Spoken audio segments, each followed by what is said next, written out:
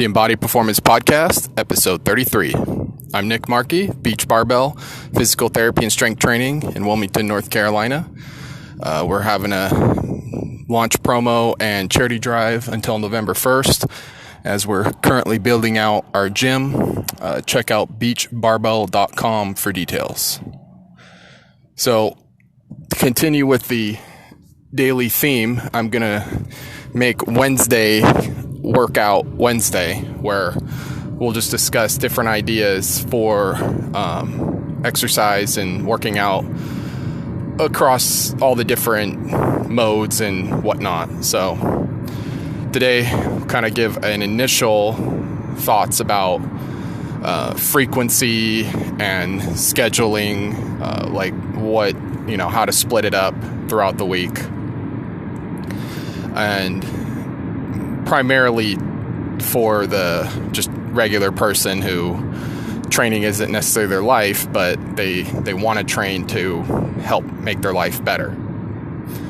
So there are several different styles of splits. You have what has traditionally been called the bro split. That would be something like probably chest and bench press on Monday. It's been jokingly called, Monday's been jokingly called the International Bench Day. And then maybe you do back on Tuesday, legs Wednesday, shoulders Thursday, and maybe arms Friday. So you kind of partition each body part up. And then, so you basically only do more or less each body part once a week. So that's morphed into, I don't know if you'd call it a bro split anymore, but it's morphed into other variations. So there's push, pull, leg day. So a push day would be things like you're pushing the weight overhead or you're pushing the weight in front of you like a bench press. And then pull day would be like pull-ups or pull-downs. You're pulling the weight to you, or rows where you're bent over or sitting on a machine and the weight starts out in front of you and you pull it towards your torso. And then leg day, obviously, would be like squats or deadlifts or lunges. Usually people that do that kind of split will maybe do 6 times a week. So you end up hitting everything a couple times a week. And then some people like to do an upper body, lower body split where one day you do both push and pull. And then the next day you do lower body, legs. And then maybe you take a day off or go back to upper, lower. So that one, you'll see sometimes either 6 days. So then you end up hitting everything 3 times the week, or 4 days, so you end up hitting everything twice a week. Or sometimes people might do like 3 upper days and 2 lower days, so the upper body gets 3 and then the lower body gets 2. Then a very different style would be just full body training. So I personally really like full body training, and I think you have the pros of it are that you work out everything. So if say that someone only really wants to work out twice a week, doing an upper lower split or body part split might be, you just may not get really good amount of work. So you do upper body split, you at least get a little bit of everything. And so I think it's more flexible in that sense. So if this one week you can only hit twice a week, well, if you hit 2 full bodies that week, at least it's more than, nothing, and you got everything. And then, you can always scale it up. Like you can go 5 to 6 days a week full body. The idea behind it being that, you don't really wear out one part. So, as the workout goes on, you do lose energy. So the later exercise maybe don't get as much of the love that the first few exercises do. So it's a good idea to shift the exercise order around so that occasionally other exercises get some attention in terms of your level of energy. But you can, hit the whole body, and then you could even go again the next day, and then you just pick different exercises. For the regular person, usually 3 days a week is probably sufficient. Now, could you benefit from more days of the week?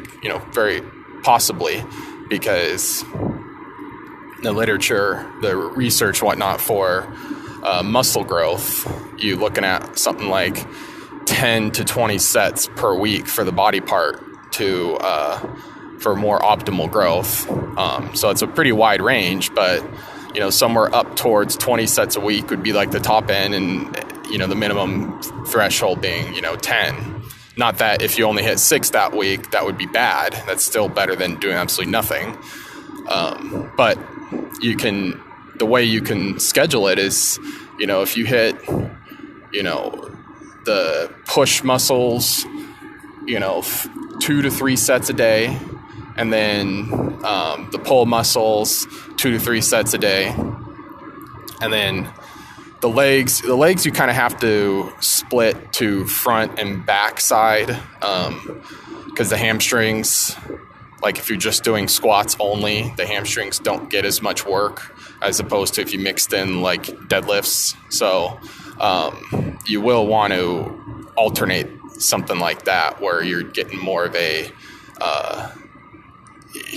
what they call like a hip extension. So it's where your legs aren't necessarily bending as much, but you're hinging more at the hip.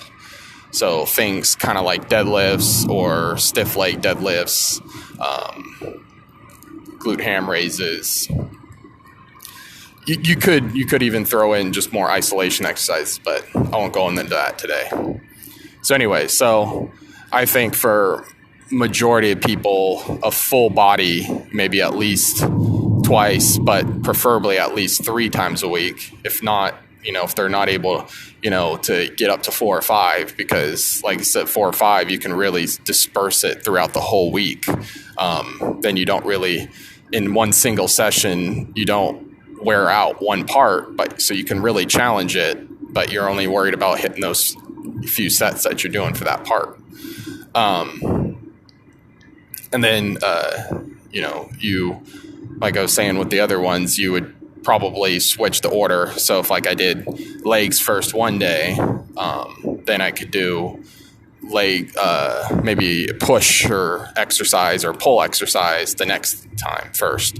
So you can just kind of switch up the order of which one you do first, so that it can get the little bit more attention.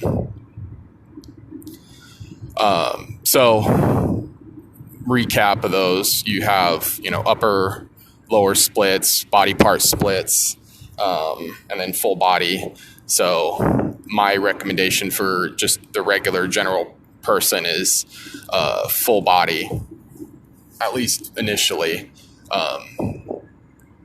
because you will, especially if you're a beginner, it's probably a good idea to do full body, because you work on just about everything. And when you're beginner, a lot of your gains are going to be, you're going to get some muscle, but primarily it's going to be skill acquisition. So you're going to be practicing these new skills. So you're going to be kind of terrible at it at first, but as you improve, you're able to push more and more weight, because your skill in doing that movement improves.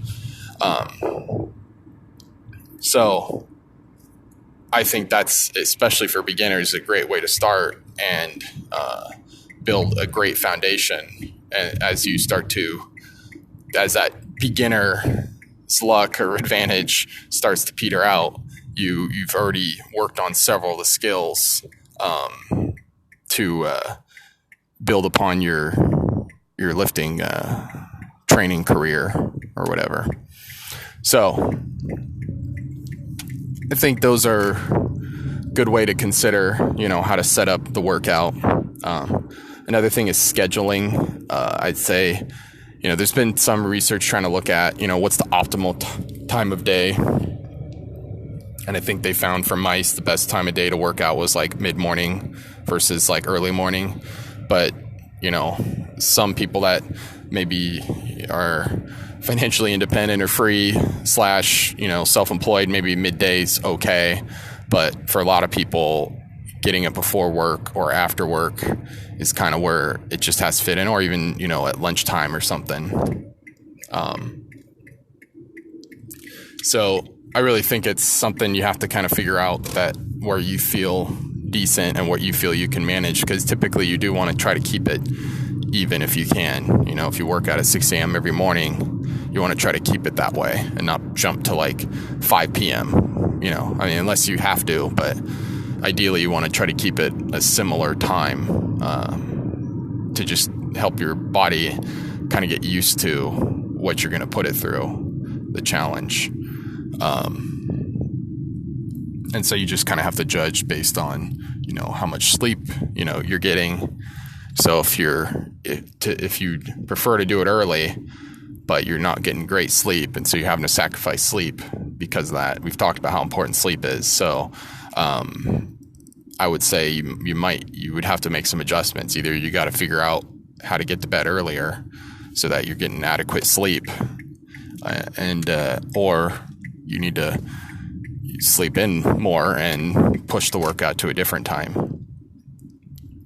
I'd also recommend setting up some sort of schedule, either in some written planner or your phone, so that it's, it becomes quote unquote real, so if you put it in your phone, just like any other appointment. So if somebody asks you to do something at that time, you say, hey, sorry, I can't. I got this, I already got an appointment at that time. So just like you might put a doctor's appointment or something and you won't want to miss that, you will do the same thing for your workout. Instead of it being something like, oh, I'll just fit it in. I'll go do it whenever I get the time, because you'll never get the time. It just doesn't work.